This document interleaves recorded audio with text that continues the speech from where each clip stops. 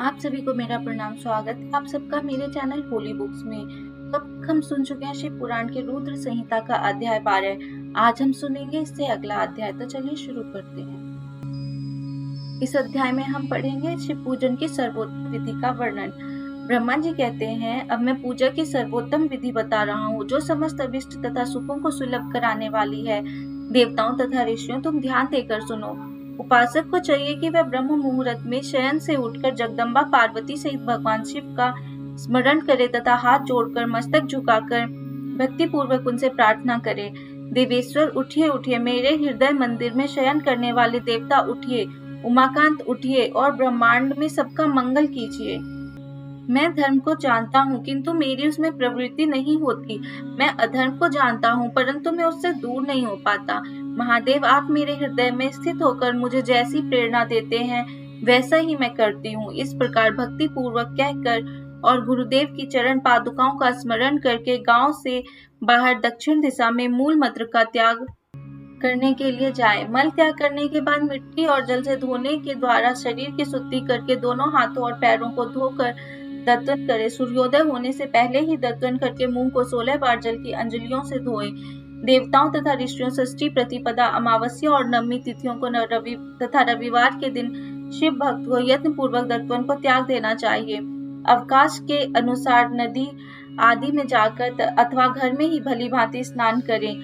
मनुष्य को देश और काल के विरुद्ध स्नान नहीं करना चाहिए। रविवार, श्राद्ध, संक्रांति, ग्रहण, महादान, तीर्थ, उपवास दिवस अथवा अशौच प्राप्त होने पर मनुष्य गर्म जल से स्नान न करे। शिव भक्त मनुष्य तीर्थ आदि में प्रवाह के सम्मुख होकर स्नान करे। जो नहाने के पहले तेल लगाना चाहे उसे विहित एवं निषिद्ध दिनों का विचार करके ही तेलाभ्यंग करना चाहिए। जो प्रतिदिन नियम पूर्वक तेल लगाता हो उसके लिए किसी भी दिन तेलाभ्यंग दूषित नहीं है, अथवा जो तेल इत्र आदि से वशित हो उसका लगाना किसी भी दिन दूषित नहीं है। सरसों का तेल ग्रहण को छोड़कर किसी भी दिन भी दूषित नहीं होता। इस तरह देश काल का विचार करके ही विधि पूर्वक स्नान करे। स्नान के समय अपने मुख को उत्तर अथवा पूर्व की ओर रखना चाहिए। उच्छिष्ट वस्त्र का उपयोग कभी न करे। शुद्ध वस्त्र से इष्ट देव के स्मरण पूर्वक स्नान करे। जिस वस्त्र को दूसरे न धारण किया हो अथवा जो दूसरों के पहनने की वस्तु हो तथा जिसे स्वयं रात में धारण किया गया हो वह वस्त्र उच्छिष्ट कहलाता है। उससे तभी स्नान किया जा सकता है जब उसे धो लिया गया हो। स्नान के पश्चात देवताओं, ऋषियों तथा पितरों को तृप्ति देने वाला स्नानांग तर्पण करना चाहिए। उसके बाद धुला हुआ वस्त्र पहने और आचमन करें। द्विजेतमो, तदनंतर गोबर आदि से लीप पोत कर स्वच्छ किए हुए शुद्ध स्नान में जाकर वहां सुंदर आसन की व्यवस्था करें। वह आसन विशुद्ध काष्ठ का बना हुआ हो, पूरा फैला हुआ तथा विचित्र होना चाहिए। ऐसा आसन संपूर्ण अभिष्ट फलों को देने वाला है। उसके ऊपर बिछाने के लिए यथा योग्य मृग चर्म आदि ग्रहण करें। शुद्ध बुद्धि वाला पुरुष उस आसन पर बैठकर भस्म से त्रिपुंड्र लगाए। त्रिपुंड्र से जब तप तथा दान सफल होता है। भस्म के अभाव में त्रिपुंड्र साधन जल आदि बताया गया है। इस तरह त्रिपुंड्र करके मनुष्य रुद्राक्ष धारण करे और अपने नित्य कर्म का संपादन करे। फिर शिव की आराधना करे। तत्पश्चात 3 बार मंत्रोच्चारण पूर्वक आचमन करे। फिर वहां शिव की पूजा के लिए अन्न और जल लाकर रखे। दूसरी कोई भी जो वस्तु आवश्यक हो उसे यथाशक्ति जुटाकर अपने पास रखे। इस प्रकार पूजन सामग्री का संग्रह करके वहां धैर्य पूर्वक स्थिर भाव से बैठे। फिर जल, गंध और अक्षत से युक्त अर्घ्य पात्र लेकर उसे दाहिने भाग में रखें। उससे उपचार की सिद्धि होती है। फिर गुरु का स्मरण करके उनकी आज्ञा लेकर विधिवत संकल्प करके अपनी कामना को अलग न रखते हुए पराभक्ति से सपरिवार शिव का पूजन करे। एक मुद्रा दिखाकर सिंदूर आदि उपचारों द्वारा सिद्धि बुद्धि सहित विघ्नहारी गणेश का पूजन करे। लक्ष्य और लाभ से युक्त गणेश जी का पूजन करके उनके नाम के आदि में प्रणव तथा अंत में नमः जोड़कर नाम के साथ चतुर्थी विभक्ति का प्रयोग करते हुए नमस्कार करे, यथा ओम गणपतिये नमः अथवा ओम लक्षलाभयुताय सिद्धि बुद्धि सहिताय गणपतिये नमः। तदनंतर उनसे क्षमा प्रार्थना करके पुनः भाई कार्तिकेय सहित गणेश जी का पराभक्ति से पूजन करके उन्हें बारंबार नमस्कार करें।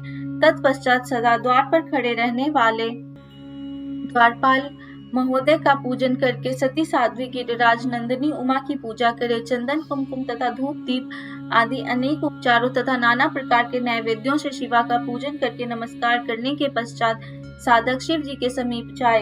यथासंभव अपने घर में मिट्टी, सोना, चांदी, धातु या अन्य पारे आदि शिव प्रतिमा बनाए और उसके नमस्कार करके भक्ति परायण हो उसकी पूजा करे। उसकी पूजा हो जाने पर सभी देवता पूजित हो जाते हैं। मिट्टी का शिवलिंग बनाकर विधि पूर्वक उसकी स्थापना करें और अपने घर में रहने वाले लोगों को स्थापना संबंधी सभी नियमों का सर्वथा पालन करना चाहिए। भूत शुद्धि एवं मातृकान्यास करके प्राण प्रतिष्ठा करें। शिवालय में दिक्पालों की भी स्थापना करके उनकी पूजा करें। घर में सदा मूल मंत्र का प्रयोग करके शिव की पूजा करनी चाहिए। वहाँ द्वारपालों के पूजन का सर्वथा नियम नहीं है। भगवान शिव के समीप ही अपने लिए आसन की व्यवस्था करें। उस समय उत्तराभिमुख बैठकर फिर आचमन करें। उसके बाद दोनों हाथ जोड़कर तब प्राणायाम करें। प्राणायाम काल में मनुष्य को मूल मंत्र की 10 आवृत्तियां करनी चाहिए। हाथों से 5 मुद्राएं दिखाई यह पूजा का आवश्यक अंग है। इन मुद्राओं का प्रदर्शन करके ही मनुष्य पूजा विधि का अनुसरण करे। तदनंतर वहां दीप निवेदन करके गुरु को नमस्कार करे और पद्मासन या भद्रासन बांधकर बैठे अथवा उत्तनासन या पार्यंकासन का आश्रय लेकर सुखपूर्वक बैठे और पुनः पूजन का प्रयोग करें। फिर अर्घ्य पात्र से उत्तम शिवलिंग का प्रक्षालन करें। आवाहन। कैलास शिखर स्थम च पार्वती पति मुत्तमम यथोक्ति रूपिणम शंभुम निर्गुणम गुण रूपिणम पंचवक्त्रम दशभुजम त्रिनेत्रम वृषभध्वजम कर्पूर गौरम दिव्यांग चंद्रमौलिम कपर्दिनम व्याघ्रचर्मो उत्तरीयम च गजचर्मांबरम शुभम वासुक्यादि परितांगम पिनाक आद्या युधान्वितम सिद्धियोश्चो च यस्याग्रे नित्यन्त्यः निरन्तरम् जय जयति सभ्यश्च सेवितं भक्तपुञ्जैकः तेजसा दुस्सहनेव दुर्लक्षं देव सेवितं शरण्यं सर्वसत्त्वानां प्रसन्नमुख पंकजं वेदे शास्त्र अर्थे गीतं विष्णु ब्रह्मणुतं सदा भक्तवत्सल मानंदम शिवा माहवाह याम्यहम। जो कैलाश के शिखर पर निवास करते हैं, पार्वती देवी के पति हैं, समस्त देवताओं से उत्तम हैं, जिनके स्वरूप का शास्त्रों में यथावत वर्णन किया गया है, जो निर्गुण होते हुए भी गुण रूप हैं, जिनके 5 मुख 10 भुजाएं और प्रत्येक मुखमंडल में 3-3 नेत्र हैं, जिनकी ध्वजा पर वृषभ का चिन्ह अंकित है, अंग कांति कर्पूर के समान गौर है, जो दिव्य रूपधारी चंद्रमा रूपी मुकुट से सुशोभित तथा सिर पर जटाजूट धारण करने वाले हैं, जो हाथी की खाल पहनते और व्याघ्र चर्म ओढ़ते हैं, जिनका स्वरूप शुभ है, जिनके अंगों में वासुकी आदि नाग लिपटे रहते हैं, जो पिनाक आदि आयुध धारण करते हैं, जिनके आगे 8 सिद्धियां निरंतर नृत्य करती रहती है, भक्त समुदाय जय जयकार करते हुए जिनकी सेवा में लगे रहते हैं, दुस्सह तेज के कारण जिनकी ओर देखना भी कठिन है, जो देवताओं से सेवित तथा संपूर्ण प्राणियों को शरण देने वाले हैं, जिनका मुखारविंद प्रसन्नता से खिला हुआ है, वेदों और शास्त्रों ने जिनकी महिमा का यथावत गान किया है, विष्णु और ब्रह्मा भी सदा जिनकी स्तुति करते हैं तथा जो परम आनंद स्वरूप है, उन भक्त वत्सल शंभु शिव का मैं आवाहन करता हूँ। इस प्रकार शाम शिव का ध्यान करके उनके लिए आसन दे। चतुर्थ्यंत पद से ही क्रम से सब कुछ अर्पित करें। यथा सांबाय सदाशिव नमः आसनम सर्व समर्पयामि इत्यादि आसन के पश्चात भगवान शंकर को पाद्य और अर्घ्य दे। फिर परमात्मा शंभु का आचमन कराकर पंचामृत संबंधी द्रव्यों द्वारा प्रसन्नता पूर्वक शंकर को स्नान कराए। वेद मंत्रों अथवा समंत्रक चतुर्थ्यंत नाम पदों का उच्चारण करके भक्ति पूर्वक यथा योग्य समस्त द्रव्य भगवान को अर्पित करे। अभीष्ट द्रव्य को शंकर भगवान के ऊपर चढ़ाए। फिर भगवान शिव को वरुण स्नान कराए। स्नान के पश्चात उनके श्री अंगों में सुगंधित चंदन तथा अन्य द्रव्यों का यत्न पूर्वक लेप करे। फिर सुगंधित जल से ही उनके ऊपर जलधारा गिराकर अभिषेक करे। वेद मंत्रों षडंगोत अथवा शिव के 11 नामों द्वारा यथावकाश जलधारा चढ़ाकर वस्त्र से शिवलिंग को अच्छी तरह पोंछे। फिर आचमनार्थ जल दे और वस्त्र समर्पित करें। नाना प्रकार के मंत्रों द्वारा भगवान शिव को तिल, जौ, गेहूं, मूंग और उड़द अर्पित करें। फिर 5 मुख वाले परमात्मा शिव को पुष्प चढ़ाएं। प्रत्येक मुख पर ध्यान के अनुसार यथोचित अभिलाषा करके कमल, शतपत्र, शंख पुष्प, कुश पुष्प, धतूर, मंदार, द्रोण पुष्प, तुलसी दल तथा बिल्व पत्र चढ़ाकर पराभक्ति के साथ भक्त वत्सल भगवान शंकर की विशेष पूजा करें। अन्य सब वस्तुओं का अभाव होने पर शिव को केवल बिल्व पत्र ही अर्पित करें। बिल्व पत्र समर्पित होने से ही शिव की पूजा सफल होती है।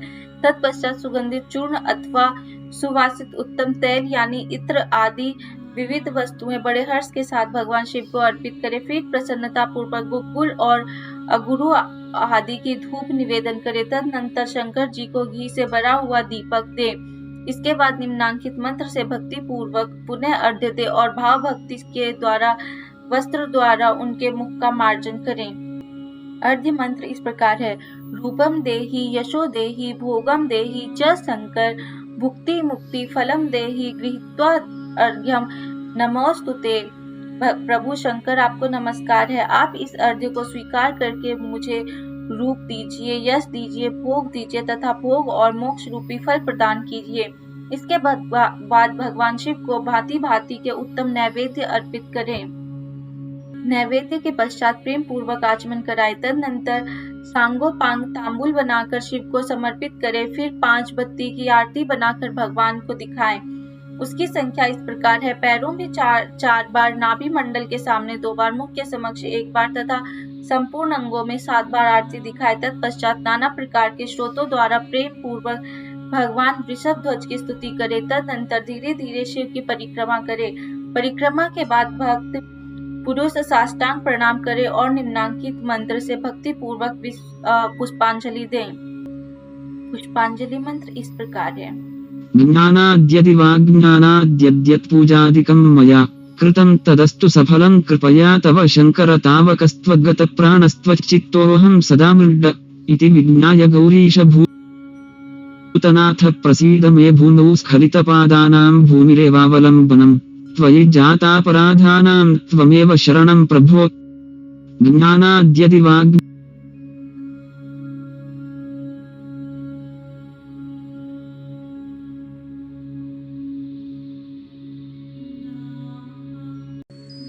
पुष्पांजलि मंत्र इस प्रकार है: अज्ञान अद्यदि वा ज्ञान अद्यद्यत् पूजादिकं मया कृतं तदस्तु सफलं कृपया तव शंकर तावकसत्व प्राणसच्चित्तोऽहं सदा मृड इति विज्ञाय गौरीश भूतनाथ प्रसीद मे भूमौ स्खलित पादानां भूमिरेवावलम्बनम् त्वयि जातापराधानां त्वमेव शरणं प्रभु।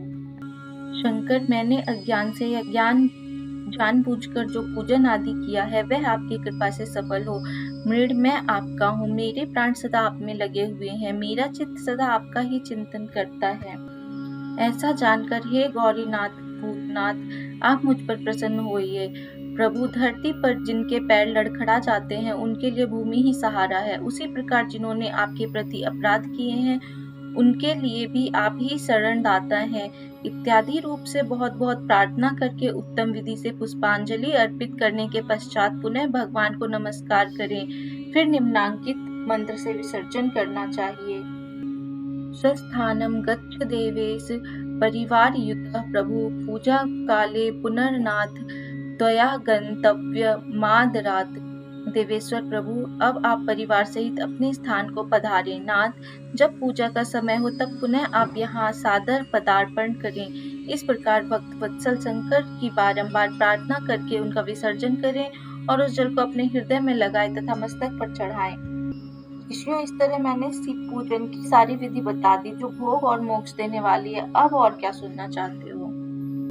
यहाँ पर हमारे रुद्र संहिता का अध्याय 13 भी समाप्त होता है। जल्दी हम मिलेंगे आपसे अगले अध्याय के साथ। तब तक आप हमारे चैनल को सब्सक्राइब कर लीजिए और हमारे वीडियो को लाइक कर दीजिए और अपने सुझाव हमें कमेंट बॉक्स में देना मत भूलिए। ओम नमः शिवाय।